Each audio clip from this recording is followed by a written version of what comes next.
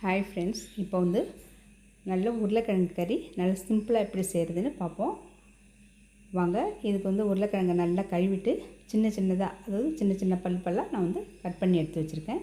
First ஒரு வானலில் வந்து தேவையான அளவு எண்ணெய் விட்டுங்க. நான் ஒரு 3 டேபிள் ஸ்பூன் எண்ணெய் விட்டு கடுகு, உளுத்தம்பருப்பு, ஜீரகம், அதாவது ஒரு அரை டீஸ்பூன் அளவுக்கு, கொஞ்சம் கம்மியாக 1/4 டீஸ்பூன் அளவு சேர்த்து கரெக்டாக இருக்கும். வெங்காயம் நல்ல பெரிய வெங்காயமாக இதெல்லாம் பொரிஞ்ச பிறகு ஒரு வெங்காயத்தை நல்லா வதக்கிப்போம். இப்போ இதோட மஞ்சள் தூள் 1/4 டீஸ்பூன், மிளகாய்த்தூள் 1.5 டேபிள் ஸ்பூன் அளவு சேர்த்துருக்கேன். உருளைக்கிழங்கு வந்து நான் ஒரு 1/4 கிலோ உருளைக்கிழங்கு இந்த மாதிரி கட் பண்ணி தண்ணியில் போட்டு வச்சுருக்கேன். ஏன்னா உங்களுக்கு கருத்து போயிடும், தோலோடையே நம்ம போட்டுக்கலாம்.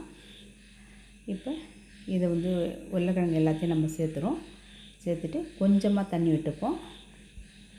ரொம்ப தண்ணி விட்டோம்னா வந்து உருளைக்கிழங்கு வந்து நல்லா ஒரு குழம்பு மாவாயிடும். அப்போ வந்து நல்லா டேஸ்ட் வந்து கம்மியாகிடும். நீங்கள் வந்து இந்த மாதிரி நம்ம வந்து இதுக்கு தேவையான உப்பு போட்டு இதை நல்லா கிண்டி விட்டு மூடி போட்டுரும்.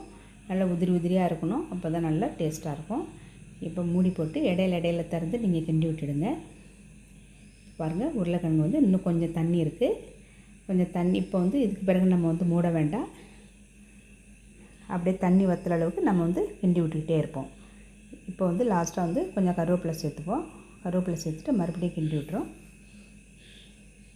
இது வந்து ரசம் சாதத்துக்கு, மோர் சாதம், சாம்பார் சாதம் எல்லாத்துக்குமே டேஸ்ட்டாக இருக்கும். இப்போ வந்து உருளைக்கிழங்கு வந்து ரெடி ஆகிடுச்சு. இப்போ வந்து இதை வந்து நான் வந்து நல்லா கலந்து விட்டுட்டு இப்போ வந்து சாப்பிட்றதுக்கு ரெடி பண்ணி வச்சிட்டோம். இப்போ நீங்கள் இந்த மாதிரி உருளைக்கிழங்கு செஞ்சு பாருங்கள், நல்ல டேஸ்ட்டாக இருக்கும். குழந்தைங்களுக்கு டிஃபன் பாக்ஸில் லஞ்சாக கொடுக்கலாம். இது பிடிச்சிருந்தா லைக் பண்ணுங்கள். Thank you friends.